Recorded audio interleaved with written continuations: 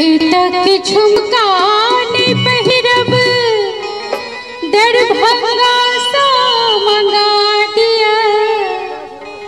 इटक झुमका ने पहिरब दरभंगा सा मंगा दिया।